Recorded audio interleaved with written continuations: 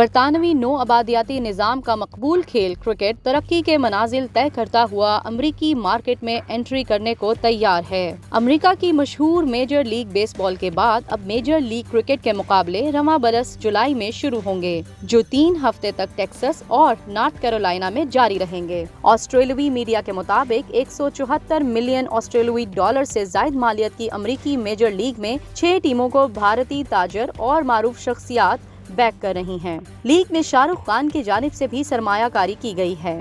امریکی لیگ کی 6 ٹیموں میں Dallas, San Francisco, Los Angeles, Washington, Seattle اور نیو یارک سٹی شامل ہیں۔